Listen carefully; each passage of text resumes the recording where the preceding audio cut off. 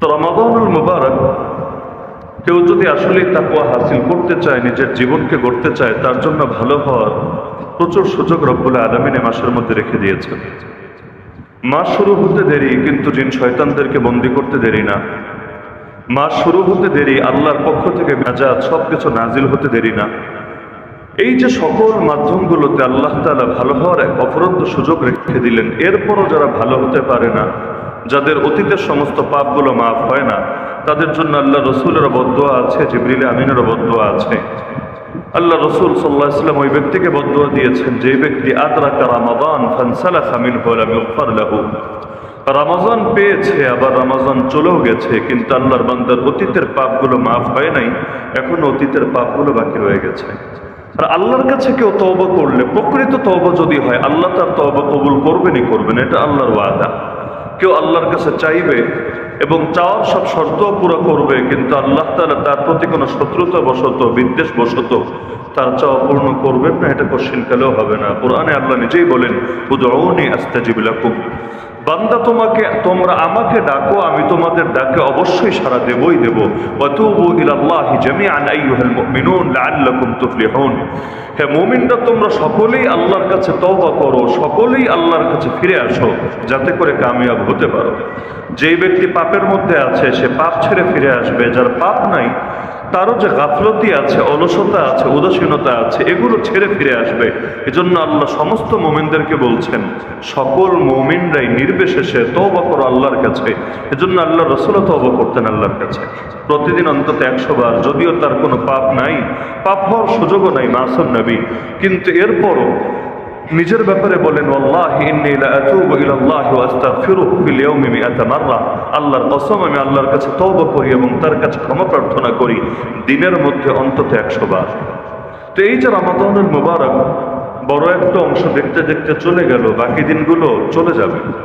প্রত্যেকের প্রতিটা দিন এই হিসাবটা মেলানো দরকার যে আমার এই মাস পেয়ে কি করা দরকার ছিল আর কি করতে পেরেছি।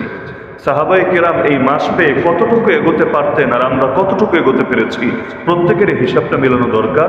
হিসাব মিলিয়ে বিগত দিনগুলোতে কি গাফলতি রয়েছে এটাও বের করা দরকার, আর আগামী দিনগুলোতে কিভাবে এই গাফলতিগুলো কাটিয়ে সবচাইতে বেশি থেকে বেশি এই মাসের ফায়দা অর্জন করা যায় সেটাও ফিকির করা দরকার। তবে একটা দুঃখজনক বাস্তবতা হলো, রমজান আসলে জিন শয়তান তো বন্দী হয়, যারা দুষ্ট, যারা অবাধ্য, এদেরকে তো বন্দী করা হয়েছে, তো মানব জাতির গুলোকে তো আর বন্দী করা হয় নাই, এগুলো খোলা আছে।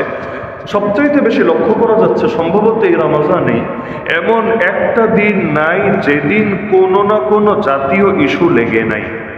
বিশেষ করে যারা সংবাদপত্রে নজর রাখে, মিডিয়াতে নজর রাখে, প্রতিটা দিন বলতে গেলে কেটে যাচ্ছে আজকে এই ইস্যু, কালকে ওই ইস্যু, পরশু এই ইস্যু।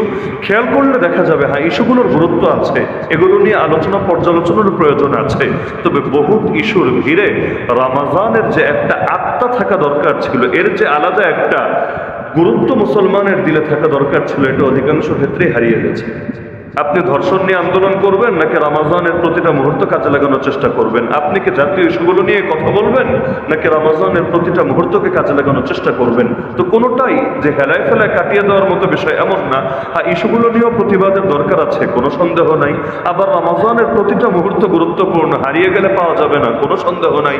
তো দেখা যায় বহুত আলাপের ভিড়ে রমজান যে চলছে এটাই মাঝে মাঝে আমাদের অন্তর থেকে যায় হারিয়ে, এমনকি বিভিন্ন ঝামেলায় পড়ে কখনো রোজায় ছুটে যায়, অথবা রোজা নামকেও আসতে হয় কিন্তু রোজা রোহানিয়া থাকে না, কখনো তারাবি ছুটে যায়, অথবা তারাবি এমন ভাবে হয় কোন দিকে যে কোন রাগাত হচ্ছে, কি হচ্ছে না হচ্ছে মাথায় কাজ করে না। এভাবে খেয়াল করলে দেখা যাবে একসময় মাসটা শেষ হবে, ইস্যুর পর ইস্যু ঠিকই লেগে থাকবে, কিন্তু আগামীতে আরেকটা রমজান পাওয়ার সুযোগ হবে কিনা আল্লাহই ভালো জানে। তো এজন্য বহুত কিছু আসবে, বহুত কিছু যাবে, কিন্তু রমজানের প্রতিটা মুহূর্তকে কাজে লাগানোর ব্যাপারে সবচাইতে বেশি গুরুত্ব দিতে হবে। হ্যাঁ, আমি এটা বলছি না যে রমজানের কাজ খালি রোজা রাখা, খালি তারাবি পড়া, দ্বিতীয় কোনো কাজ নাই। এই রমজানে তো সেই রমজান যে রমজানে আল্লাহ রাসূল বদরে জিহাদ পর্যন্ত করেছেন। যেই জিহাদকে বলা হয়েছে ইয়াউমুল ফুরকান, হক আর বাতিলের মধ্যে পার্থক্যকারী দিবস ছিল সেই দিন, যেই দিন এসে হককে শক্তিশালী করেছে এবং বাতিলের মেরুদণ্ডই ভেঙে দিয়েছে, তাদের মূল শিকড়কেই উপড়ে ফেলেছে। কারণ ইসলামের যে জিহাদগুলো হয়, জিহাদ এজন্য হয় না যে দুনিয়া কাফের শূন্য করে ফেলবে, সারা দুনিয়াতে খালি মুসলমানই থাকবে আর কোনো অমুসলিম থাকবে না, এজন্য ইসলামের জিহাদ হয় না। বরং ইসলামের জিহাদ হয় কেন? কোরআনে আল্লাহ দুটো উদ্দেশ্য বলেছেন, হাত্তা লা তাকুনা ফিতনা। এক নম্বর উদ্দেশ্য হলো ফিতনা নির্মূল হবে। এই ফিতনা আবার কোন ফিতনা? এই ফিতনা মানে হলো এমন কুফর, যেই কুফর ইসলামের উপর আধিপত্য চালাতে চায়, এমন কুফর যেই কুফর ফু দিয়ে ইসলামের নূরকে নিভিয়ে দিতে চায়। ইসলামী জিহাদের এক নম্বর লক্ষ্যই হলো এমন কুফরকে নির্মূল করা হবে। অর্থাৎ দুনিয়াতে কুফর থাকতে পারে, কিন্তু কুফর ইসলামের উপর দাপট দেখাবে, আল্লাহর জমিন থেকে আল্লাহর দ্বীনকে নিশ্চিহ্ন করার চেষ্টা চালাবে, এই সুযোগ দেওয়া হবে না, বরঞ্চ এটাকে যে কোনোভাবেই দমন করা হবে। এজন্য আল্লাহ কোরআনে বলেন, ফাকাতিলু আইম্মাতাল কুফর, কুফরের নেতৃত্ব যারা দেয় তাদের বিরুদ্ধে তোমরা লড়াই করো। আল্লাহ এটা বলেন নাই যে সাধারণ কাফেরের বিরুদ্ধে লড়াই করো, এটা বলতে পারতেন, কিন্তু আল্লাহ বলেন কুফরের নেতৃত্ব যারা দেয় তাদের বিরুদ্ধে লড়াই করো। কেন? কারণ নেতৃত্ব যারা দেয় ওরা যদি দমে যায়, ওদের অধীনে যারা আছে ওরা এমনি দমে যাবে। এই যে 5ই আগস্ট আসতে দেরি, কত মানুষের জীবন পরিবর্তন হতে দেরি না।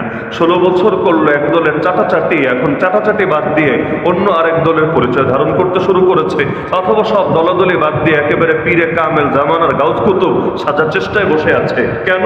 কারণ শিকড় যদি না থাকে ডালপালা আর শক্তি পায় না, ডালপালা ধীরে ধীরে এমনি নিস্তেজ হতে থাকে, দুর্বল হতে থাকে। তো কুফরের কিছু শিকড় থাকে, কিছু লিডার থাকে। সাপের মাথা যতক্ষণ বাকি থাকবে, যতই লেজে আঘাত পড়ুক, মাঝে আঘাত পড়ুক, কাজের কাজ কিছুই হবে না, উল্টো যে কোনো সময় আপনাকে ছোবল মেরে আপনার জানে কেড়ে নিতে পারে। সুতরাং সাপ থেকে নিজেকে রক্ষা করতে চাইলে আর মাথায় আঘাত করতে হবে। মাথার যদি দফা রফা হয়ে যায়, বাকি লেজ থাকুক, পেট থাকুক, সব থাকুক, সমস্যার কিছু নাই, এগুলো ধীরে ধীরে এমনি নিস্তেজ হবে। মক্কার কেউ যে দিন বুঝে নাই, কেউ যে হেদায়েত বোঝে নাই, বিষয়টা এমন না। ফেরাউনের সমাজের একটা মানুষও মুসা আলাইহিস সালামের দাওয়াতে প্রভাবিত হয় নাই, বিষয়টা এমন না। কিন্তু ওই যে আবু জাহাল, আবু লাহাবরা, আবার ওই জামানায় ফেরাউনরা, হামানরা, কারুনরা, এরা এমন ভাবে আধিপত্য কায়েম করে রাখতো যে অন্যরা চাইলেও হেদায়েতের পথে আসতে পারতো না, আসলে হয়তো জানেই বাঁচতো না, অথবা এমন চাপে পড়ে যেত সমাজের মধ্যে ঠিকভাবে টিকতেই পারতো না। এজন্য কোরআনের বাস্তবতা সামনে রাখলেও বোঝা যায় এই ফেরাউন নবী মুসা আলাইহিস সালাম জন্মের আগে তার ব্যাপারে মৃত্যুদণ্ডের রায় দিয়ে রেখেছে, কোনো প্রকার জবাবদিহিতা ছাড়া। এটার কোনো ব্যাখ্যাও সে দেয় নাই, জনগণের কাছে এটার জন্য জবাবদিহিতাও সে করে নাই। আর যেহেতু মিশরে গণতন্ত্র ছিল না এই সময়, জবাবদিহিতার তার কোনো প্রয়োজনও ছিল না। একনায়ক সে, স্বৈরশাসক সে যা বলবে ব্যাস সেটাই আইন, সেটাই বিধান, সার্বভৌম ক্ষমতা তার। এখানে তার কথার বিরুদ্ধে কথা বললে কল্লাই থাকবে না। এখনো তো দুনিয়াতে যে রাজতান্ত্রিক দেশগুলো আছে, ওগুলোতে গেলে বোঝা যায় যে গণতন্ত্রের বহুত ত্রুটি আছে, বহুত খারাপই আছে, কোনো সন্দেহ নাই। কিন্তু রাজতান্ত্রিক দেশে গেলে বোঝা যায় যে গণতন্ত্রের বহুত খারাপের ভেতরেও কিছু যে কথাবার্তা বলা যায়, কিছু যে আন্দোলন সংগ্রাম করা যায়, এটাও মন্দের ভালো অবশ্যই বলা যায়। কারণ রাজতান্ত্রিক দেশে প্রতিবাদ করতে দেরি, পুলিশ এসে জেলের মধ্যে নিয়ে ভরতে দেরি না। আল্লাহ হেফাজত করুন। তো এই যে জালেম ফেরাউন নবী মুসার জন্মের আগে তার ব্যাপারে মৃত্যুদণ্ডের রায় দিল, কোনো জবাব দিল না, এটার কোনো ব্যাখ্যা দিল না, দেওয়ার প্রয়োজনও মনে করলো না। কিন্তু একই ফেরাউন নবী মুসা আলাইহিস সালাম নবুয়ত পাওয়ার পরে যখন দাওয়াত শুরু করলেন আর তাকে হত্যা করার জন্য এবার সে অ্যাকশনে যেতে চাইল, তখন ব্যাখ্যা দেওয়া শুরু করলো যে আমি আশঙ্কা করছি তাকে যদি হত্যা না করি সে পৃথিবীর মধ্যে জঙ্গিবাদ ছড়াবে এবং তোমাদের ধর্মের অপব্যাখ্যা দেবে, ধর্মকে পরিবর্তন করে দেবে। ইন্নী আখাফু আন ইউবাদদিলা দীনাকুম আও আন ইউযহিরা ফিল আরদিল ফাসাদ। এই দুইটা ব্যাখ্যা ফেরাউন দিয়েছিল। এক নম্বরে তাকে হত্যা না করলে সে ধর্মকে বিকৃত করে দেবে, ধর্মকে পাল্টে দেবে। আর 2 নম্বর, তাকে যদি আমি হত্যা না করি সে পৃথিবীর মধ্যে নৈরাজ্য, বিশৃঙ্খলা, সন্ত্রাস, জঙ্গিবাদ ছড়াবে। এই দুটো সমস্যাকে দমন করতে চাইলে এই মুসাকে হত্যা করে ফেলতে হবে। তো দেখা যাচ্ছে ছোটবেলায় মারার আগে জবাবদিহিতা করলো না, বড়কালে মারার আগে জবাবদিহিতা করলো কেন? বাদশা তো একই বাদশা, আগেও রাজতন্ত্র এখনো রাজতন্ত্র, তাহলে তার নতুন করে ব্যাখ্যা দেওয়ার প্রয়োজন কেন পড়লো? সেরেফ এবং সেরেফ এ কারণে বাচ্চাকালে যখন তাকে হত্যা করবে ওই সময় মানুষ জানতোই না নবী মুসা কি, তার দাওয়াত কি, তার আদর্শ কি, এই আদর্শের ভেতরে শক্তি কি, গুরুত্ব কি, এগুলো কিছুই মানুষ বুঝতো না। তো যার কারণে তখন মারলে দিলে হয়তো কষ্ট লাগতো, কিন্তু মানুষের ভেতরে ক্ষোভ দানা বাঁধতো না, বিপ্লব এবং বিদ্রোহের আগুন জ্বলে উঠতো না। কিন্তু বড় যখন হয়েছে, মানুষ তার দাওয়াত শুনেছে, কম বেশি সবার অন্তরেই কিছু না কিছু প্রভাব পড়েছে।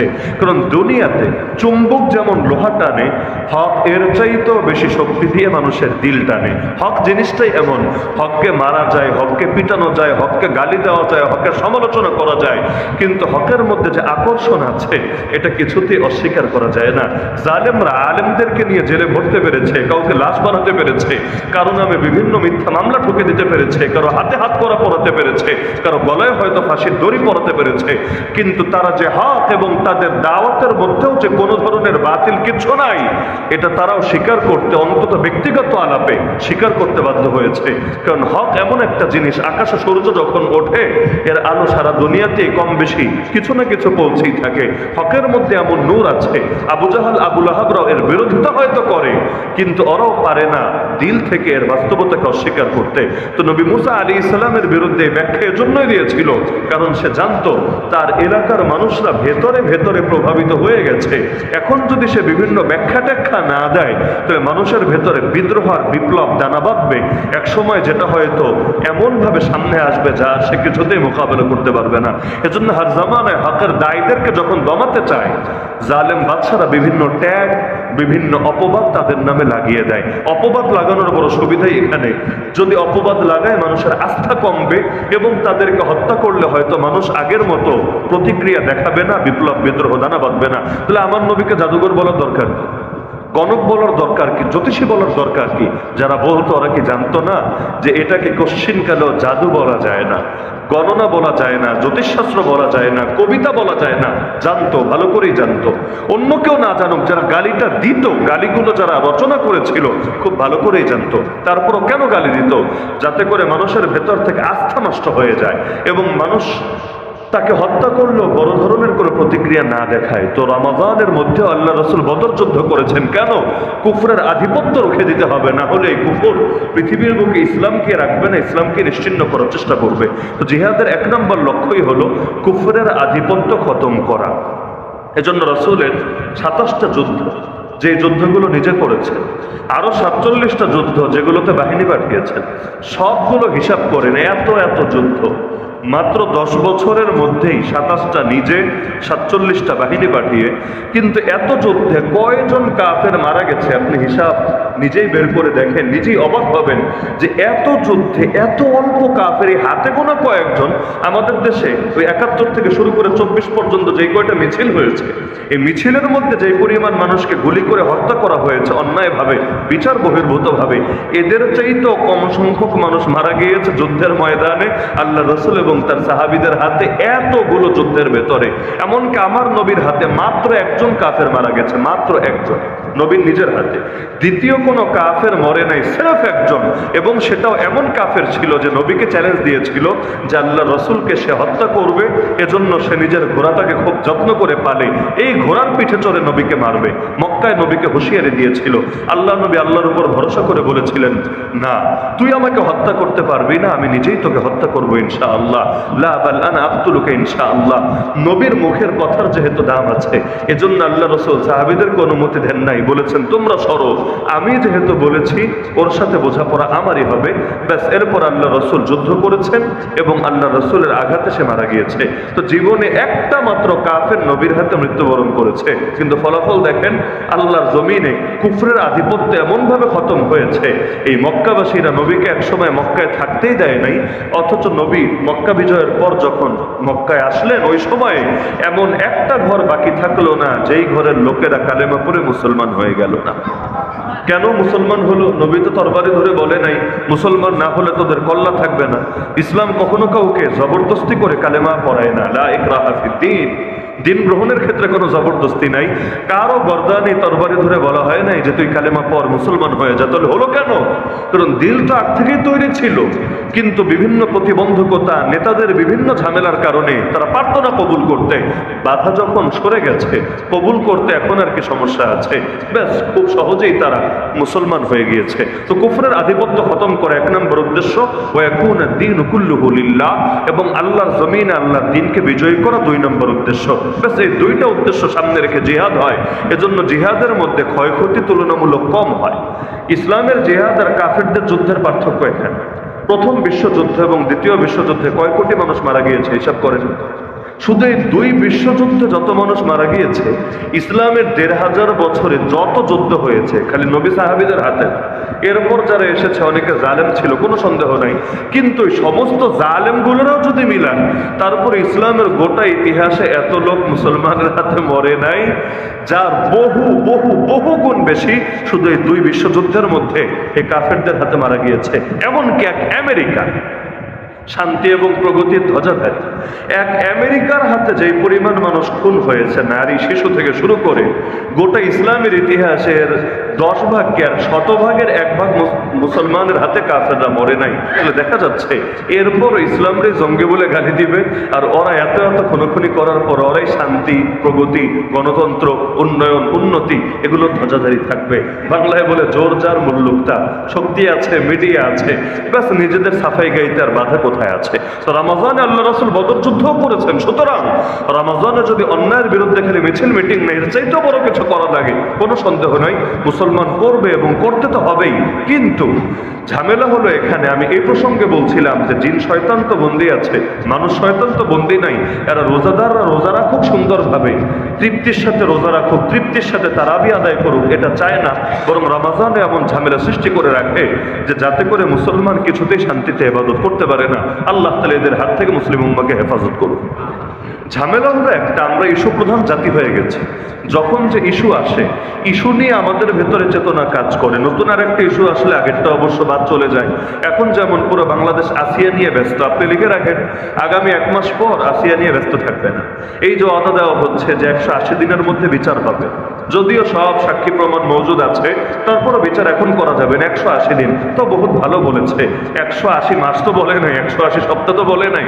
বাংলাদেশে 180 দিনের মধ্যে বিচার পাওয়া এটাও তো এক বিরল বিষয়, ব্যতিক্রম বিষয়, এবং আসলে হবে কিনা আল্লাহ ভালো জানে। তো দেখা যাচ্ছে 180 দিনের মধ্যেও যদি পায়, বাংলাদেশ হিসাবে সুবহানাল্লাহ আলহামদুলিল্লাহ বলাই যায়। কিন্তু এই 180 দিন পর্যন্ত জাতির চেতনা থাকবে, 180 দিন পর্যন্ত আন্দোলন সংগ্রাম চলবে, 180 দিনের মাথায় আসিয়াকে কে মনে রাখবে ওই সময় বিচার হচ্ছে কি হচ্ছে না, এটা নিয়ে ফিকিরি বাকি করবে। আর গোটা বাংলাদেশে রমজান মাসে কি শুধু এক আসিয়া ধর্ষিত হয়েছে, আর কেউ ধর্ষিত হয় নাই? প্রতিদিন পত্রিকার পাতায় আপনি খুললে পাবেন, প্রতিদিন কয়েক ডজন ধর্ষণের খবর পাবেন। এর মধ্যে যদি কিছু ভুয়া ধর্ষণের খবরও ধরি, কিছু ভুয়া মামলা থাকে যেগুলো একজন আরেকজনকে ফাঁসানোর জন্য ইচ্ছাকৃতভাবে রচনা করে। কোর্ট কাছারি ঘাটলে দেখা যায় যে ধর্ষণের যত মামলা বাংলাদেশে আছে, শিশুদের রেপগুলো বাদ দিলে বাকি ধর্ষণের মামলার বড় একটা অংশই ভুয়া। যার মধ্যে ইদানিং আবার বের হয়েছে বিয়ের প্রলোভনে ধর্ষণ। মানে কি, 2 বছর 4 বছর মনের খুশিতেই বিছানায় গিয়েছে, সব স্বাভাবিকই ছিল, কিন্তু এখন এসে প্রেমিক পুরুষ প্রেমিকাকে বলছে তোরে আর বিয়ে করবো না, ব্যাস মামলা একটা ঢুকে দিয়েছে ধর্ষণ। ধর্ষণ মানে ছিল একজন রাজি আর একজনের উপর জোর করেছে। আসলে দুইজনই রাজি ছিল, কিন্তু এখন যেহেতু বিয়ে করবে না, এজন্য আগের রাজিগুলারে থুক্কু দিয়ে উঠিয়ে নিয়েছে এবং আগের রাজিকেও নারাজিতে পরিণত করে ছেড়েছে। এই জাহিলি সংস্কৃতি, জাহিলি আইনের কারণে কত কত যে ঝামেলা চলতে থাকে, এবং কোনটা যে আসল মামলা কোনটা ভুয়া মামলা এটা বোঝাই যায় মুশকিল হয়ে। তো এখন ভেজালের ভিড়ে পড়ে আসল চেনাই দায়। তার মধ্যে আসল নিয়েও এই যে এতগুলো ঘটনা ঘটে, কিন্তু এমন এক দেশে থাকি ভাইরাল না হলে কোনোটারই বিচার পাওয়া যায় না। বিচার পেতে চাইলে ভাইরাল হতে হবে, যত বেশি ভাইরাল তত দ্রুত বিচার, আর যত কম ভাইরাল তত বেশি আলোচনার বাইরে। দেখা গেল বরগুনাতে একটা মেয়ে ধর্ষণের শিকার হলো, 7-এ পড়া মেয়ে, 7ম শ্রেণীতে পড়া মেয়ের বয়স আর কত হবে? তার বাবা মামলা করলো এই ভিকটিমের পক্ষে এবং সেই ধর্ষকের বিপক্ষে। কেন মামলা করেছে, এজন্য ধর্ষকের হাতে সেই বাবাকে প্রাণ দিতে হয়েছে। দোকানদারি করতো, দোকান থেকে আর ফিরতে পারে নাই। রাত 1টার পরে তার লাশ ঝোপঝাড়ের ভেতরে পাওয়া গিয়েছে, ধর্ষকরা জানেই মেরে ফেলেছে। এত বড় একটা ট্র্যাজেডি যেখানে ধর্ষণের মামলা করার কারণে বাবাকে লাশ হতে হয়েছে, এটা নিয়ে কোনো আলোচনা নাই। কেন? এটা তো অত বেশি ভাইরাল হতে পারে নাই। আসিয়া তো মরেও ভাইরাল হয়েছে, এজন্য তার পাশে গোটা বাংলাদেশ দাঁড়িয়েছে এবং বিগত 1 সপ্তাহ তার পাশেই ছিল গোটা বাংলাদেশ। কিন্তু বরগুনার এই নিরীহ বাপ ভাইরাল যেহেতু বেশি একটা হতে পারে নাই, এজন্য তাকে নিয়ে অত বেশি আলোচনাও হচ্ছে না। তাকে দেখার জন্য কেউ হেলিকপ্টারে করেও যাচ্ছে না। হ্যাঁ, পুলিশের হেলিকপ্টারে করে জনগণকে নিয়ে যাওয়া, এটাও তো বাংলাদেশের বিরল ঘটনা। 2 জন সমন্বয়ক, 1 জন হুজুর, তাদেরকে পুলিশের হেলিকপ্টারে করে জানাজা পড়াতে নিয়ে গেল। তার মানে জনগণের টাকা দিয়ে জানাজা পড়াতে নিয়ে গেল। হ্যাঁ, আমি এটা বলছি না যে তার জানাজা পড়াতে গিয়ে বা পড়তে গিয়ে তারা খারাপ কিছু করেছে, অবশ্যই ভালো করেছে এবং সকলের জন্য করণীয় ছিল যারা আশপাশে থাকে বা সুযোগ আছে এরকম মাজলুমের জানাজায় শরীক হওয়া। কারণ আর যাই হোক, এই মাজলুমকে আল্লাহ তাআলা অবশ্যই ক্ষমা করবেন এবং সে তো এমনিও নিষ্পাপ। 8 বছরের বাচ্চা মেয়ে, আল্লাহ তাআলা তাকে জান্নাত দিবেন এবং এই জানাজার উসিলে আল্লাহ তাআলা যারা জানাজা পড়বে তাদেরকেও মাফ করে দিতে পারেন, কোনো সন্দেহ নাই। কিন্তু সরকারি টাকায় পুলিশের হেলিকপ্টার দিয়ে সাধারণ জনতা, সরকারের কোনো উপদেষ্টাও না, সাধারণ 2 জন সমন্বয়ক যারা ক্ষমতার বাইরে, এমন একজন হুজুর যিনি কখনো এমপিও হন নাই, আমাদের মহব্বতের ব্যক্তি, কোনো সন্দেহ নাই, কিন্তু তাদেরকে পুলিশের হেলিকপ্টারে করে নিয়ে যাওয়া খুব একটা স্বাভাবিক ব্যাপার মনে হয় না। কারণ যে যাকে সেবা দেয় তার পেছনে কিছু না কিছু রহস্য তো থাকেই, কিছু না কিছু ব্যাপার স্যাপার থাকে। হয়তো একটা ব্যাপার হলো ইস্যুটা যেহেতু ভাইরাল, পাবলিকের সেন্টিমেন্টটাকে নিজেদের পক্ষেই রাখা, অথবা হতে পারে তাদেরকে কিছু সুবিধা দিয়ে তাদেরকেও নিজেদের ফেভারে রাখার চেষ্টা করা এবং আগামী দিনে তারা যদি নেতাও হয়ে যায় তাদের থেকে বিভিন্ন সুবিধা আদায়ের ধান্দা করা। সত্য কি আল্লাহই ভালো জানেন। কিন্তু জানাজা তো আরো হচ্ছে, অথবা জানাজা না হলেও যেমন যে ঘটনা বললাম বরগুনার, এখন সেখানে নিরীহ বাপটাকে দেখার জন্য তো যাওয়া হতে পারতো এবং বিমানে অন্তত যদি হেলিকপ্টার নাও হোক অন্তত বিমানে করে যাওয়ার সুযোগ ছিল। কিন্তু দেখা যাচ্ছে না, যেহেতু ভাইরাল হয়নি সেখানে হেলিকপ্টারও যাবে না, সেখানে বিমানও যাবে না। বিচার পেতে চাইলে আগে ভাইরাল হতে হবে। এই আজীব সংস্কৃতি কতদিন এই বাংলাদেশে চলবে আল্লাহ ভালো জানে। তার মধ্যে আবার বিচার নিয়েও কত কথা। কারো কাছে এই সাধারণ জনগণ তারা তো এখন ক্ষোভের মাথায় এসে সকলে বলছে যে ধর্ষকের শাস্তি নিজেরাই বাস্তবায়ন করো, মব জাস্টিস করো। হয়তো পিঠে গণধোলাই দিয়ে জায়গায় মেরে ফেলো, অথবা তার জিনিসপাতি কেটে ওরে চিরতরে পঙ্গু করে ছাড়ো, যাতে করে আর কোনোদিন ধর্ষণ তো দূরের কথা বউয়ের হক আদায় করতে না পারে, এইরকম ব্যবস্থা করার চেষ্টা করো। কিন্তু চিন্তার বিষয় হলো এই যে ধর্ষককে আপনি যদি এই কথাই বাস্তবায়ন করেন, সবাই মিলে এ ব্যাপারে একমত হন যে ধর্ষকের সাজা জনগণই দিবে, ধর্ষককে পিটিয়ে মারবে অথবা জিনিসপত্র বরবাদ করে ছাড়বে, তাহলে আগামী দিনে ধর্ষক নাম লাগিয়ে নিজের প্রতিহিংসা যার সাথে আছে, নিজের রাজনৈতিক দ্বন্দ্ব যার সাথে আছে, তার ব্যাপারে বিভিন্ন ভুয়া সাক্ষী তৈরি করে তাকে যে গণধোলাই দিয়ে মারবেন এর কি গ্যারান্টি আছে?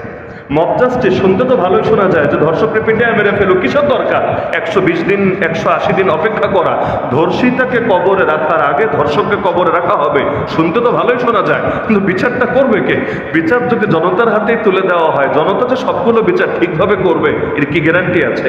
বিগত দিনে যাদের বাড়িঘর পোড়ানো হয়েছে, যাদের বাড়িঘরে হামলা হয়েছে, সবারটা এজন্য হয় নাই যে তাদের প্রতি ক্ষোভ ছিল, জাস্ট জনগণ ক্ষোভ মিটিয়েছে, বরং কারো কারো বাড়িতে এজন্য হামলা হয়েছে তার বাড়িতে অনেক দামি জিনিসপত্র আছে, আসবাবপত্র আছে, কার আগে কে এগুলো লুটে নিয়ে নিজেকে লাভবান বানাতে পারবে এই চেষ্টা করেছে। না হলে বিআরটিএতেও যে হামলা হলো, মিরপুর বিআরটিএতে যে হামলা হলো, বিআরটিএর মধ্যে কোন কোন বড় বড় নেতা লুকিয়েছিল এবং এখানে হামলা করার কারণে কোন কোন বড় নেতার কি ক্ষতি হয়েছে? ক্ষতি তো যা হওয়ার জনগণের হয়েছে। অনেকের কাগজপত্র যারা এই ঝামেলায় পড়ে নাই তারা বুঝবে না যেগুলোর কি পেরেশানি। একদিকে পুলিশের মামলা খাবেন রাস্তায় বের হলে, আরেকদিকে বিআরটিএতে গেলে কাগজ পাবেন না। এই যে হামলা হলো এর দ্বারা ইসলামের কি ফায়দা হলো? অথবা এই যে মেট্রো রেলের স্টেশন পুড়িয়ে দেওয়া হলো এর দ্বারা জনগণের কি ফায়দা হলো? এই এলাকারও কেউ জড়িত আছে কিনা আমি জানি না, কিন্তু এই হামলাগুলো যে হয়েছে এগুলোর পেছনে আসলে কতটুকু ক্ষোভ মেটানো ছিল আর কতটুকু নিজের ধান্দা অর্জন ছিল, নিজের গোপন কোন এজেন্ডা বাস্তবায়ন ছিল সেটা সকলে জানা আছে। সুতরাং ইসলাম কখনোই মব জাস্টিসের কথা বলে না, কখনো না।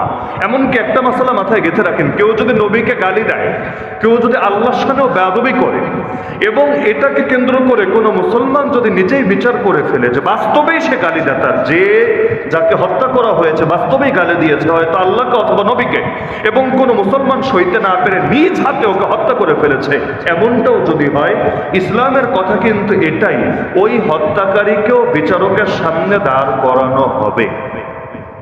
দাঁড় করানোর পরে তাকে আবার মৃত্যুদণ্ড দেওয়া হবে না।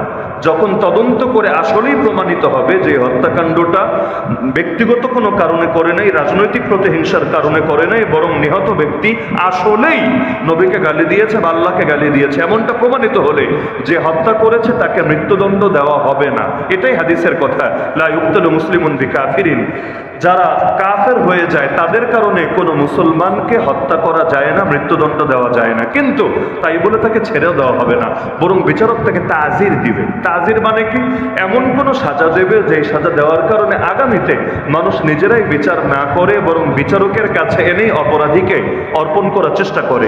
সেই তাজির যে কোনো শাস্তি হতে পারে, এটা সামান্য হতে পারে, ভারী কিছু হতে পারে, এটা বিচারকের ইচ্ছার উপর নির্ভর করে। তবে তাজির বিচারক দেবে, অথবা সে যদি ক্ষমাও করে দেয় তবুও মানুষের সামনে এটাকে স্পষ্ট রাখবে যে এই কাজটা যেটা করেছে উচিত হয়নি, উচিত ছিল এই অপরাধীকে ধরে নিজেদের সামনে নিয়ে আসা।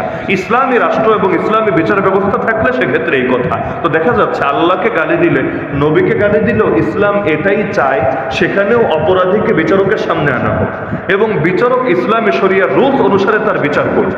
একইভাবে ধর্ষণের কেচ্ছার ক্ষেত্রেও ইসলাম এটাই বলবে তাকে বিচারকের সামনে আনা হোক। আর কোন বিচারক?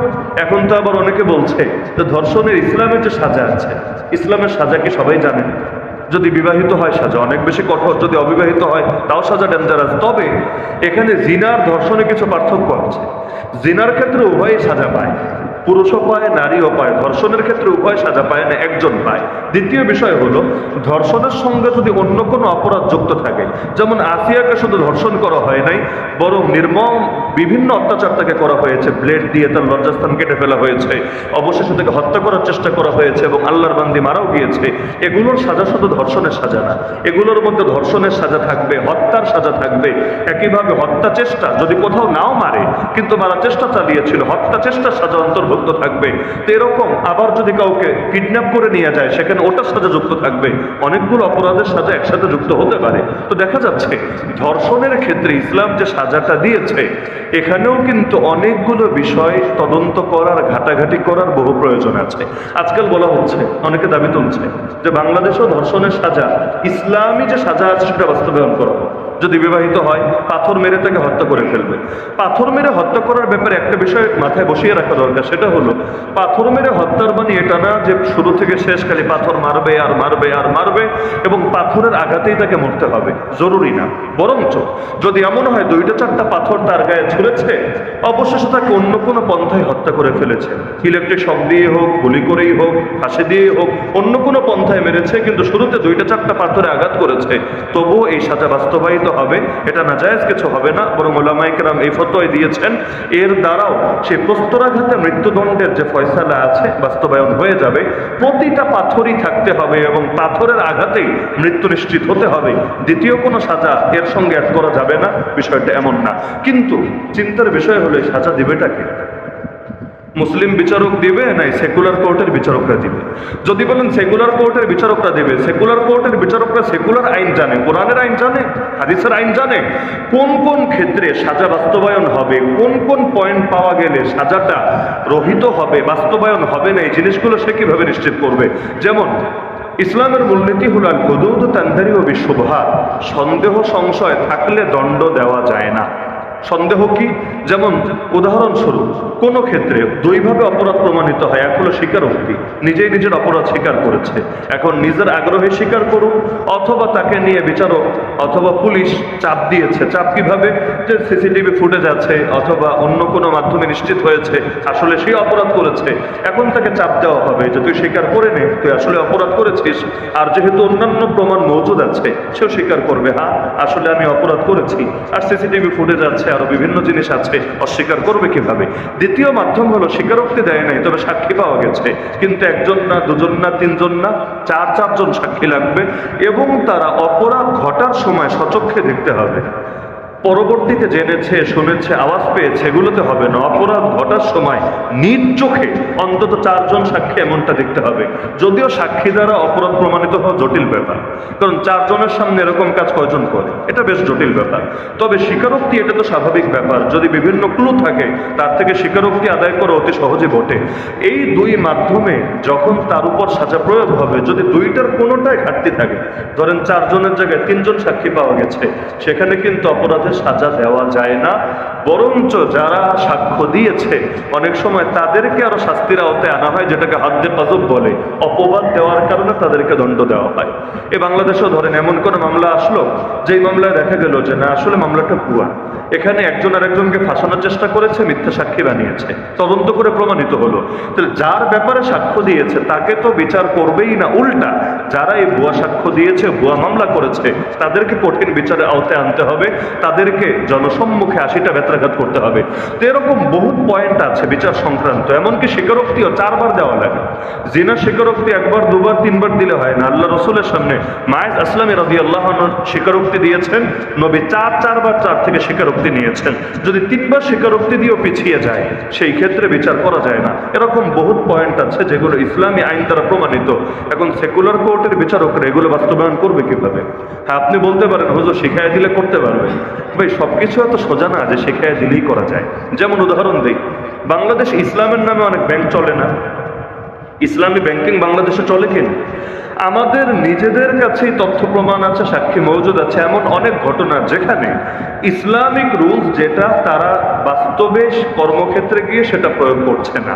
হ্যাঁ, কোনো ক্ষেত্রে করছে না, আমি এ দাবি করছি না, কিন্তু এমন অনেক কেস আছে যেখানে তারা ইসলামিক রুলস ফলো করছে না, কিন্তু নাম ঠিকই দিয়ে দিয়েছে ইসলামী ব্যাংকিং।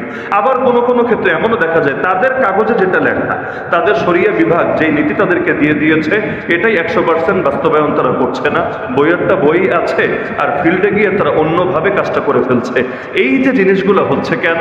অনেকগুলো কারণ আছে। এর মধ্যে বড় একটা কারণ এটা, ইসলামী ব্যাংকিং এর যারা এই কাজগুলোর দায়িত্ব যাদেরকে দেওয়া হয়েছে, ধরেন ব্যাংকের ম্যানেজার অথবা ব্যাংকের অন্যান্য কর্মকর্তা, এরা তো মুফতি না। হ্যাঁ, এদেরকে একটা ট্রেনিং দেওয়া হয়েছে, অল্প কয়েকদিনের জন্য ট্রেনিং দেওয়া হয়েছে এবং ইসলামিক রুলসের আলোকে ট্রেনিং দেওয়া হয়েছে। কিন্তু এটা আপনি বোঝেন যে ডাক্তারি বিদ্যা অর্জন করে দীর্ঘকাল চর্চা করে ডাক্তার হওয়া এক কথা, আর জ্বর হলে নাপা খাবা, পাতলা পায়খানা হলে এটা খাবা, তোমার যদি ওই সমস্যা হয় এটা খাবো, ওই সমস্যা হলে এটা খাবা, দুইটা ভিন্ন কথা। ডাক্তারি বিদ্যা যতটা নিখুঁত হবে ওই জিনিসটা অতটা নিখুঁত হবে না। পরে দেখা যাবে করোনা হয়েছে, তারপরও গিয়ে নাপা এনে খাচ্ছে অথবা সর্দি কাশির ওষুধ এনে খাচ্ছে, কারণ আল্লাহর বান্দা আলাদাই করতে পারে না কোনটারে জ্বর বলে আর কোনটারে করোনা ভাইরাসের আঘাত বলে, সূক্ষ্ম ব্যাপার থাকে। তো যারা এই ব্যাংকের ম্যানেজার আছে, যারা ব্যাংকের বিভিন্ন কর্মকর্তা আছে, আমরা মাঝে মাঝে আলাপ আলোচনা করে দেখেছি, যেমন ইসলামী ব্যাংকে একটা প্রচলিত এবং অতি প্রসিদ্ধ তাদের ব্যাপার আছে HPSM, হায়ার পারচেস আন্ডার শিরকাতুল মিল। ইসলামী ব্যাংকের সাথে কারো লেনদেন থাকলে ভালো বুঝবেন, হায়ার পারচেস আন্ডার শিরকাতুল মিল, অর্ধেক ইংলিশ নাম অর্ধেক আরবি নাম। এই হায়ার পারচেস আন্ডার শিরকাতুল মিল এটা জনপ্রিয় একটা লেনদেন, কিন্তু এই লেনদেনটা করতে গিয়েও বিপুল পরিমাণ কর্মকর্তা ঠিক রাখতে পারে না। কেন পারে না? ও কথা বললে দেখা যায় বিষয়গুলো ট্রেনিং নিয়েছে, কিন্তু আমাদের সামনে যতটা ক্লিয়ার আল্লাহর বান্দাদের সামনে অতটা ক্লিয়ার না। মুখস্থ বিদ্যা তো মুখস্থ বিদ্যাই, এক হলো শাস্ত্রীয় জ্ঞান থাকা, 16 বছর 20 বছর সাধনা করে কোনো বিষয়ে পণ্ডিত হওয়া, আর আরেক হলো 1 সপ্তাহ 10 দিন 20 দিনের একটা কোর্স করে কোনো বিষয়ে ধারণা নেওয়া, দুইটা সমান না। তো এখন দেখা যায় অনেক ক্ষেত্রে সদিচ্ছা থাকলেও নিজেদের জ্ঞানের ঘাটতির কারণে, দুর্বলতার কারণে তারা ঠিকভাবে করে না। হ্যাঁ, আরো বিভিন্ন কারণ আছে, এটা একটা কারণ। তো এখন কোর্ট কাছারির বিচারক যারা আছে, জাস্টিস আছে, জাজ আছে, ম্যাজিস্ট্রেট আছে, এদেরকে ধরেন হুজুরদের কাছে এনে একটা ট্রেনিং দেওয়ালেন, 1 সপ্তাহের কোর্স, 20 দিনের কোর্স, 40 দিনের কোর্স, ধর্ষকের সাজায় এটা, মদখোরের সাজায় এটা, চোরের সাজায় এটা, ডাকাতের সাজায় এটা, যত যাই হোক, পরে তো আপনি শাস্ত্রীয় পণ্ডিত বানাতে পারবেন না, তাকে সর্বোচ্চ বেসিক কিছু ধারণা আপনি দিতে পারবেন। কিন্তু বিচারের বিষয়গুলো তো অনেক সূক্ষ্ম। যেমন এক তালাক দেয় না সমাজে, এক তালাকের ফতোয়া দিতেই সাধারণ মুফতিরাও পারেন, এর জন্য বিপুল পরিমাণ যোগ্য মুফতি হওয়া লাগে, মানে যেন তো না মুফতি না, প্রচুর যোগ্য মুফতি হওয়া লাগে। কেন? একটা বাক্য, এক শব্দ এদিক আর সেদিক হওয়ার কারণে বিধান চেঞ্জ হয়ে যাবে। ক্রয় বিক্রয় লেনদেনের ক্ষেত্রে 19 আর 20 পার্থক্যের কারণে কখনো হালাল হয় কখনো হারাম হয়। জাস্ট 19 আর 20 পার্থক্য, দেখতে একই মনে হবে কিন্তু জিনিস এক, একটু পার্থক্যের কারণে একটা হালাল হয়ে যাবে একটা হারাম হয়ে যাবে। এগুলো বুঝবে কে? ইমাম আবু হানিফার বিখ্যাত শাগির্দ আছেন ইমাম আবু ইউসুফ, নাম হয়তো শুনেছেন, হানাফি মাযহাবের প্রখ্যাত ইমাম। তার সময়ে তিনি ছিলেন প্রধান বিচারপতি, কাজীউল কুযা। আমরা মদিনা শরীফে গিয়ে নামাজ আদায় করলাম মসজিদে নববীতে হুযাইফির পিছনে। কারি হুযাইফি আপনারা গুগলে সার্চ করলেও তার তেলাওয়াত পাবেন। সারা দুনিয়ার প্রখ্যাত একজন ব্যক্তিত্ব এবং প্রখ্যাত একজন কারি, আল্লাহর বান্দা। তিনি ছিলেন প্রধান বিচারপতি তার সময়। পরবর্তীতে সেই বিচারপতি পদ থেকে তাকে এনে মসজিদে হারামাইন শরীফাইনের তাকে ইমামতির দায়িত্ব দেওয়া হয়েছে। তার আগ পর্যন্ত তিনি বিচারপতি ছিলেন এবং যখন দায়িত্ব দেওয়া হয়েছে, যেটা শুনতে পেয়েছি, তিনি 2 মাস সময় হাতে নিয়েছিলেন যে 2 মাস পরে জয়েন করবেন। তিনি হাফেজ ছিলেন না। ওই বিচারপতি পদ থেকে তিনি অব্যাহতি নিয়ে ইমামের কাছে জয়েন করার আগে 2 মাসের মধ্যে পুরো কোরআনের হাফেজ হয়ে গেছেন। আলহামদুলিল্লাহ। আল্লাহ তাআলা কিছু মানুষের মেধায় অনেক বরকত দেন। আল্লাহ তাআলা তার পেছনে 2 দিন নামাজ পড়ার সুযোগ দিয়েছেন। আলহামদুলিল্লাহ। তো দেখা গেল যে প্রধান বিচারপতিকে, যিনি সবচাইতে বড় আলেম, তার সময় সবচাইতে বড় পণ্ডিত। তো এখন যদি আপনি বাংলাদেশে ইসলামী বিচার ব্যবস্থা কায়েমের দাবি তুললেন না, আপনি খালি দাবি তুললেন বিচারক যারা আছে তারা থাকবে, তারাই ইসলামের বিচারটা করে দেবে। আমি লিখে দিতে পারবো অধিকাংশ ক্ষেত্রে তারা ভুল করবে। তারা অনেক ধরনের এমন বিচার করবে যে বিচারকে কোরআন সমর্থন করে না, হাদিস সমর্থন করে না। সুতরাং আসলেই যদি চান ইসলামের বিচারটা করা হোক, তাহলে শুধুমাত্র দেশ সেকুলার দেশ থাকুক, বিচার ব্যবস্থা সেকুলার বিচার ব্যবস্থা থাকুক, অর্থনীতি সেকুলার অর্থনীতি থাকুক, আর খালি ধর্ষণের সাজাটা ইসলাম অনুসারে দেওয়া হোক, এই দাবি আমি মনে করি কোনো মুসলমান তো দূরের কথা, কোনো সুস্থ মস্তিষ্ক সম্পন্ন ব্যক্তির দাবি হতে পারে না। আসলেই যদি মনে করেন যে না, ধর্ষণের সাজা যদি ইসলামের আলোকে দেওয়া হয় তাহলে ধর্ষণ সবচেয়ে ভালো বন্ধ হবে, তাহলে একদম গোড়া থেকেই দাবি তুলেন যে ইসলামী বিচার ব্যবস্থা কায়েম করা হোক এই বাংলাদেশে। আর ইসলামী বিচার ব্যবস্থা যদি কায়েম করা হয়, এটা বলার কোনো সুযোগ নাই যে যারা অমুসলিম আছে, 90% মুসলমান হলো, বাকি 10% তো অমুসলিম, যে এরা বঞ্চিত হবে, এরা ঠকবে, এদেরকে তো ক্ষতি হবে। আল্লাহ জাতে পাকের কসম করে আমরা বলতে পারবো, গোটা জাতিকে প্রকাশ্যে চ্যালেঞ্জ দিয়ে আমরা বলতে পারবো, বর্তমান সেকুলার আইনে মানুষ যেভাবে বঞ্চিত হচ্ছে, যদি ইসলামী আইন এবং বিচার কায়েম করা হয়, মুসলমান তো মুসলমান, যদি আইনের শাসন ঠিকভাবে কায়েম থাকে, স্বজনপ্রীতি, দলপ্রীতি এবং অন্য কোনো ঝামেলা যদি সেখানে যুক্ত না থাকে, আল্লাহর জাতে পাকের কসম করে বলবো, একটা অমুসলিমও ঠকবে না, একটা অমুসলিমেরও কোনো ক্ষতি হবে না। বরং মুসলমানরা যেমন এই বিচারের ক্ষেত্রে যে সুবিধা পাবে, অমুসলিমরাও তাই পাবে। বিচারের ক্ষেত্রে বিচারক এটা দেখবে না যে কে মুসলমান কে অমুসলিম, বরঞ্চ আল্লাহ নবীর হাদিসগুলো সামনে রাখেন, সাহাবীদের ঘটনা সামনে রাখেন। বলতে গেলে আলোচনা দীর্ঘ হবে, সেই আলোচনা আমি যাচ্ছি না। দেখবেন মুসলমানকে যেই চোখে দেখা হয়েছে, বিচারক মুসলমানকে যেই চোখে দেখেছে, অমুসলিমকেও একই চোখে দেখেছে। বিচার করার ক্ষেত্রে কার ধর্ম কি এটা মুখ্য থাকে না। যদি এমন হয় এক অমুসলিম এসে বলল যে আমাকে ঠকিয়েছে, আমার সম্পদ মেরে দিয়েছে, আমার থেকে ঋণ নিয়েছিল, ঋণ দেয় নাই, তাহলে সে অমুসলিম, তাই বলে এখানে বিচার ভিন্ন হবে? আল্লাহর কসম, কোশ্চেন কেন ইসলাম এমনটা শিক্ষা দেয় না, বরং বিচার একই হবে। আলী রাদিয়াল্লাহু আনহু এমন একটা ঘটনাও আছে এক ইহুদির সাথে, যারা তার জীবনী পড়েছেন হয়তো জানা আছে। সুতরাং আসলেই যদি মনে করেন যে না, ইসলামের সাজাগুলোই সুন্দর, যেমন অনেকে দেখে এখন দাবি তুলছে, বিএনপির মহাসচিবও দাবি করেছেন যে একটা বৈধ সংসদের মাধ্যমে ধর্ষণের প্রকাশ্য শাস্তি বাস্তবায়ন করা হোক, প্রকাশ্য শাস্তির আইন করা হোক। প্রকাশ্য শাস্তি মানে কি? এখন তো শাস্তি দেয় গোপনে গোপনে, গোপন শাস্তি ভিন্ন, প্রকাশ্য শাস্তি ভিন্ন। প্রকাশ্য শাস্তির মধ্যে গোটা জনগণের জন্য একটা বার্তা আছে। কোরআনে সূরা বাকারায় 2 নম্বর পারায় আল্লাহ বলেন, ওয়ালাকুম ফিল কিসাসি হায়াতু ইয়া উলিল আলবাব, তোমাদের জন্য কিসাসের মধ্যে জীবন আছে হে জ্ঞানীরা। কিসাস মানে কি? কিসাস মানে হলো একজন আরেকজনকে মেরে ফেলেছে, তাকেও মারা হবে, অথবা একজন আরেকজনের অঙ্গ কেটে দিয়েছে বা তারও সেই অঙ্গ কাটা হবে, হাতের বদলে হাত, চোখের বদলে চোখ, কানের বদলে কান, অথবা প্রাণের বদলে প্রাণ। এটার নাম কিসাস।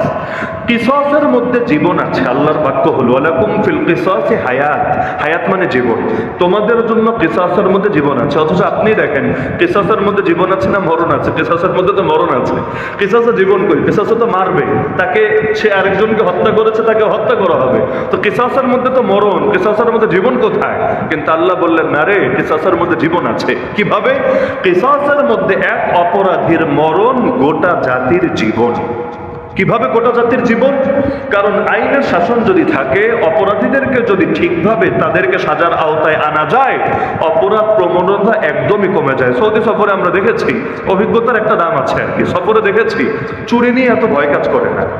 হোটেলের মধ্যে রুম খোলা রেখে এই হয়তো অন্য জায়গায় চলে গিয়েছে, টাকা আছে, মোবাইল আছে, আলাদা পেরেশানি কাজ করে না। কেন? কারণ সেই দেশ যে সম্পূর্ণ ইসলাম দিয়ে, একেবারে শতভাগ ইসলাম দিয়ে চলে, এই দাবি কোনো পাগলও করবে না। কিন্তু ওই যে যতটুকু কিছু সাজা আছে, চোরচুরি করলে হাত কাটা, ধর্ষণ করলে তাকে পাথর দিয়ে মেরে ফেলা, অথবা যারা খুন করবে তাদেরকে কল্লা কেটে তাদেরকেও হত্যা করে ফেলা। রিয়াদের মসজিদে দিরা একটা মসজিদ আছে, গত জুমা সেখানে আদায় করার তৌফিক হয়েছে আলহামদুলিল্লাহ। মসজিদে দিরার সামনে বিশাল এক আঙ্গিনা, গুগলে সার্চ করলেও পাবেন। এটা হলো কল্লা কাটার জায়গা, মানে এর পাশেই একটা কোর্ট আছে, ওই কোর্টের মধ্যে রায় হয়, আর এখানে এনে কল্লা কাটে, হাত কাটে।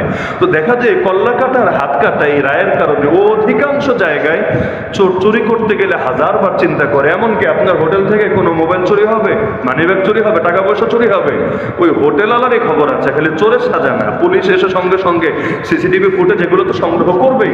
কেন? নিরাপত্তা ঠিকভাবে দিতে পারলো না। এগুলোর কারণে হোটেলওয়ালার তার জীবনই শেষ হবে হোটেলকে পুনরায় চালু করতে গেলে। দেখা যায় কিছুটা ইসলামের 2-4টা বিধান বাস্তবায়িত থাকার কারণেও অপরাধের হার অনেক কম, অনেক কম। এমনকি রিয়াদে দেখে এসেছে কয়জন বাংলাদেশি, সম্ভবত 3 জন। ব্রাহ্মণবাড়িয়ার সিলেটের একটা মারামারি হয়েছে, বাংলাদেশেও যেমন ব্রাহ্মণবাড়িয়ার ভাইয়েরা মাঝে মাঝে মারামারি করে, রিয়াদের একটা বিশেষ এলাকা আছে, ডেঞ্জারাস এলাকা। ওই এলাকার মধ্যে পুলিশও যেতে কিছুটা ইতস্তত বোধ করে। দেখা যায় অন্য কোনো এলাকায় পানের পিক পাবেন না, পান খাওয়া নিষেধ, কিন্তু এলাকায় পানের পিক কত লাগবে, পিক মজুদ আছে। কারণ প্রচুর পরিমাণ বাঙালি, আর অধিকাংশ কাগজপত্র ঠিক নাই, এসেছে ব্যাস এখানে থাকছে আর থাকছে। মাঝে মাঝে এলাকাগুলোতে ভালোই মারপিট হয়। অন্য এলাকায় না হলে ওই এলাকাটাই একটা বিশেষ রেড জোন হয়ে গেছে, অপরাধ প্রবণ জায়গা হয়ে গেছে, মাঝে মাঝে মারপিট হয়। তা আমরা যেদিন গেলাম এর কয়েকদিন আগেই সিলেট গ্রুপ আর ব্রাহ্মণবাড়িয়া গ্রুপে কঠিন একটা ফাইট হয়েছে, হয়ে কয়েকজন স্পট ডেড হয়েছে, মারা গিয়েছে। এজন্য এখন 3 জনকে পুলিশ ধরে নিয়ে গেছে, এদের কল্লা কাটা হবে, এদেরকে মৃত্যুদণ্ড দেওয়া হবে। তো দেখা যায় এরকম মাঝে মাঝে হয় যে এই কল্লা কাটার খবর আসে, সারা দুনিয়া ভয় পায়, আরে দেখ কেমনে কল্লা কাটছে, কেমনে পাথর মারছে, কেমনে হাত কাটছে। হ্যাঁ, দেখতে যদিও বড় ভয়াবহ, কিন্তু এর কারণে যে অপরাধ প্রবণতা কমে, এটা গোটা দুনিয়া সাক্ষী এবং বাস্তবতা এর পক্ষে প্রমাণ।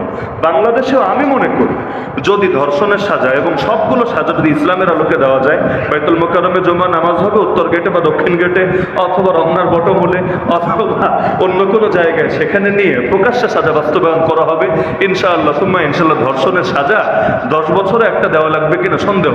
কারণ গোটা ইসলামের ইতিহাস পড়েন, আপনি দেখেন জিনার কারণে কয়বার সাজা দেওয়া লেগেছে। কারণ অধিকাংশ ক্ষেত্রে গোটা ইসলামের ইতিহাসে ধর্ষণের ঘটনা কয়টা পাবেন? কেন? কারণ এই ইসলামের সাজাগুলো যদি অনেক কঠিন, অনেক কঠিন, সন্দেহ নাই। হ্যাঁ, আবার এগুলো প্রমাণ করা শর্তও কঠিন, কিন্তু এগুলো বাস্তবায়িত থাকলে আলহামদুলিল্লাহ সমাজের মধ্যে, কারণ শুধু নীতিকথার দ্বারা সমাজ পরিবর্তন হয় না। যত ওয়াজ করেন, বাংলায় বলে চোরা না শুনে ধর্মের কাহিনী। এই যে আমরা শুক্রবার দিন ওয়াজ করি, দীর্ঘ ওয়াজ শুনে শোনার পরে যে চুরি করা, সে আবার ঠিক মোবাইল চুরি করে চলে যায়, জুতা চুরি করে চলে যায়, মানুষের পকেট মেরে দিয়ে চলে যায়। কি লাভ হলে এত লম্বা ওয়াজ দিয়ে? তো ওয়াজ দ্বারাই শুধু সমাজ পরিবর্তন হয় না। যদি হতো মক্কার বুকে ওয়াজের দ্বারা ইসলাম কায়েম হয়ে যেত, হয় নাই, বরং এর জন্য লড়াই লেগেছে, যুদ্ধ লেগেছে, সংগ্রাম লেগেছে। তাহলে সুতরাং ওয়াজের দ্বারাই সমাজ পরিবর্তন হয় না, ওয়াজও লাগে, অ্যাকশনের ব্যবস্থা লাগে। সুতরাং আসলেই সমাজকে পরিবর্তন করতে চাইলে এর জন্য অবশ্যই ইসলাম কায়েমের দাবি তুলতে হবে। যেমন আরেকটা উদাহরণ দিই, রমজান মাস না এখন, রমজানে তো আপনারা অনেকে যাকাত দেন আলহামদুলিল্লাহ, নাকি?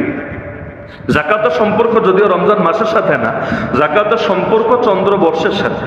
চাঁদের হিসাবে আপনি যেদিন সম্পদের মালিক হয়েছেন, ওদিন থেকে যেদিন 1 বছর পুরো হবে, চাঁদের হিসাবে, ওই ইংলিশ হিসাবে না, জানুয়ারির 1 থেকে ডিসেম্বরের 31 এই হিসাবে না, বরং মহররম থেকে মহররম, আবার আপনার রমজান থেকে রমজান, এভাবে হিসাব।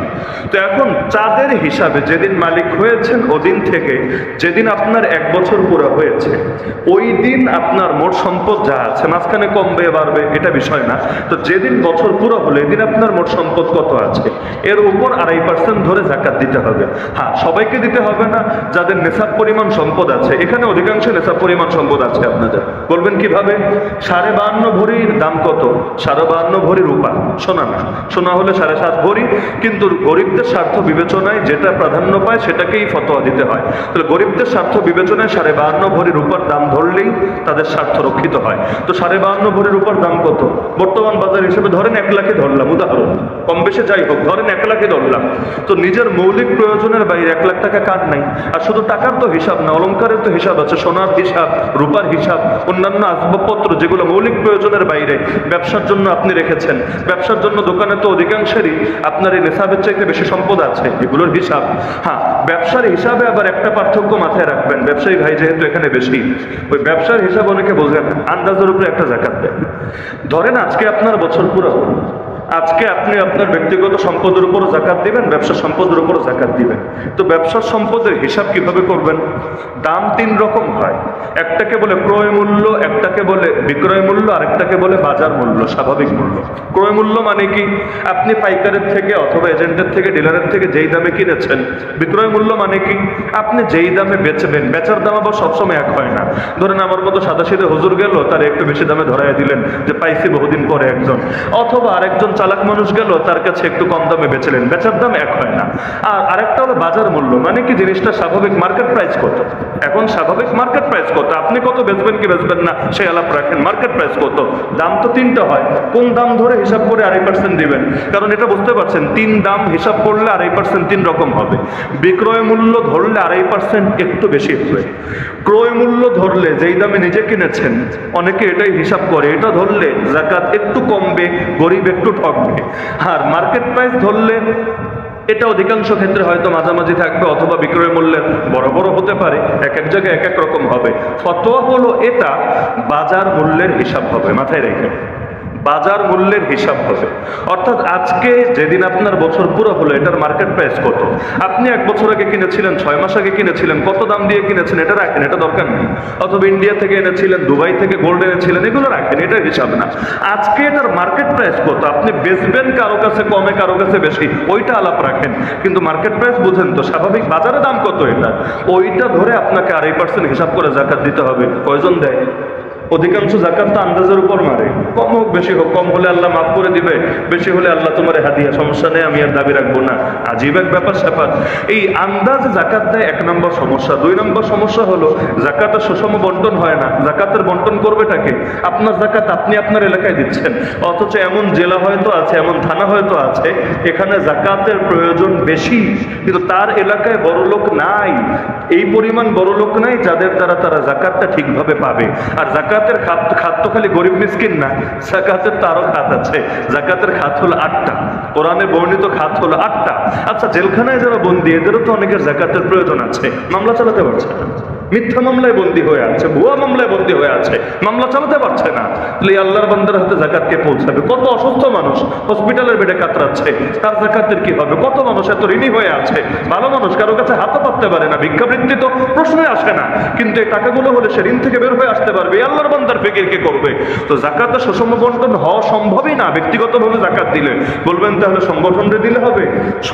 কিছু সংগঠন ঠিকভাবে আদায় করে, কিছু আদায় করে না। আদায় করলে তো আলহামদুলিল্লাহ, না করলে কি হবে? না করলে তো আপনি ধরা। এগুলোর জন্য তো ইসলামের ফতোয়া ছিল জাকাত সুষম বন্টন করবে রাষ্ট্র, কিন্তু কোন রাষ্ট্র? এই সেকুলার রাষ্ট্র না। সেকুলার রাষ্ট্র আপনার প্রতিনিধি জাকাতের প্রতিনিধি হতেই পারে না। এটার জন্য তো ইসলামী রাষ্ট্র লাগবে। ইসলামী রাষ্ট্র না হলে যতই জাকাত দেন না কেন, গরিব আর ধনীর বৈষম্য একটা ঠিক মতো কমবে না এবং ব্যালেন্সটা ঠিকভাবে আসবে না। কারণ কোনো জায়গায় অনেক পাবে, কোনো জায়গায় মোটেও পাবে না। এই যে ভিক্ষুকরা যে জাকাত দেন, ভিক্ষুকরা যে সদকায়ে ফিতির দেন, আপনার জাকাত ফিতরা আদায় হবে কি না কিভাবে নিশ্চিত হবে? অনেক ভিক্ষুক এমন, ওর উপরও জাকাত ফরজ, অন্তত ঢাকা শহরে অনেক ভিক্ষুক এমন, ওর উপরও জাকাত ফরজ। ওকে যে জাকাত দিচ্ছেন, কিভাবে জাকাত আদায় হবে বলেন? বলবেন আল্লাহ মাফ করে দিবে। কেন মাফ করবে? আপনার তো যাচাই করার সুযোগ ছিল, কেন করলেন না? আপনার আত্মীয় স্বজনের মধ্যেও তো অভাবী আছে, তাদেরকে কেন দিচ্ছেন না?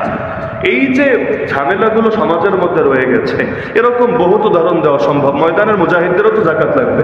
এই যে হামাস জিহাদ চালাচ্ছে এখন ইসরায়েলের বিরুদ্ধে, এগুলো আবার বলতেও পাবলিক ভয় পায়, শুনতেও ভয় পায়। মানে বলতে যে ভয়, শুনতে চাইতে আরো বেশি ভয়। এই যে হামাস যে জিহাদ করছে ইসরায়েলের দখলদারদের বিরুদ্ধে, জিহাদ করতে পয়সা লাগে না তো, তাই না? খালি দোয়া দিয়ে তো রেহাত চলে, তাই না? নাকি পয়সা লাগে? প্রচুর পরিমাণ পয়সা তাদের মধ্যে আহত হচ্ছে, তাদের মধ্যে বিপুল পরিমাণ সরঞ্জামেরও দরকার আছে। ওদের হাতে জাকাত কে পৌঁছাবে? নাকি জাকাত দরকার নেই তাদের? আমি তো মনে করি জাকাতের এই জামানা সবচেয়ে শ্রেষ্ঠ খাত কারা, মানে শুধু আমার দলের নাম আমি বলছি না, কিন্তু আসলেই কেউ যদি ইসলামের জন্য নিজের জাতিকে রক্ষা করার জন্য লড়াইয়ের ময়দানে থাকে এবং তার মাধ্যমে আল্লাহর জমিন আল্লাহর দিন সুরক্ষিত থাকে, তাহলে এই মাদ্রাসার ছেলেদের থেকে আমি মনে করি, আমি কাউকে হ্যায় করার জন্য বলছি না, আমরাও মাদ্রাসা চালাই, কিন্তু আমি মনে করি যে জমিনের মধ্যে সবচাইতে বেশি হকদার হলো এই মুজাহিদিনরা। কারণ তাদের দ্বারা জিহাদ থাকবে, জিহাদের দ্বারা দিন থাকবে, এবং যতদিন পর্যন্ত এই জিহাদ চালু থাকবে মুসলমানদের জমিন, মা বোনদের ইজ্জত সবকিছু সুরক্ষিত থাকবে। এই মুজাহিদরা না থাকলে আজকে মসজিদে আকসার অস্তিত্বই থাকতো না, ভেঙে চূর্ণ বিচূর্ণ করে দিত, এবং ফিলিস্তিন নামে কোনো রাষ্ট্রই থাকতো না, গোটা অঞ্চলটা ইসরায়েল হয়ে যেত। ইসরায়েল এখনো পর্যন্ত টিকে আছে, তাদের মাধ্যমেই তো টিকে আছে। তো এদের হাতে জাকাত কে পৌঁছাবে? সুতরাং জাকাতের ক্ষেত্রেও তো সুষম বন্টনের দরকার আছে। তো সুতরাং ইসলাম পুরোপুরি কায়েম করার কথা বলেন, আংশিক আংশিক বললেন না। আংশিক আংশিক হলে খুব একটা লাভ হবে না, কারণ সারা গায়ে তো সমস্যা। শুধু মাথা ব্যথার ওষুধ খেয়ে কি হবে? আপনার তো গোটা গায়ে পচন ধরেছে, সুতরাং ট্রিটমেন্টটা গভীর থেকে করতে হবে। সুতরাং এই রমজানুল মুবারকে ব্যক্তিগত আমলও করেন, পাশাপাশি বিভিন্ন ইস্যু যেহেতু আসছে, আমি মনে করি এটাকে দাওয়াতের একটা সুযোগ হিসাবে কাজে লাগানোর চেষ্টা করেন। দাওয়াতের সুযোগ কি? জাতি বুঝুক সমস্যা থাকলে সমাধানও আছে, সমস্যা থাকলে সমাধানও আছে, আর বর্তমানে যত সমস্যা আছে এর সর্বোত্তম সমাধান এবং শরিয়ত। সুতরাং যতদিন পর্যন্ত দ্বীন আর শরিয়ত কায়েম হবে না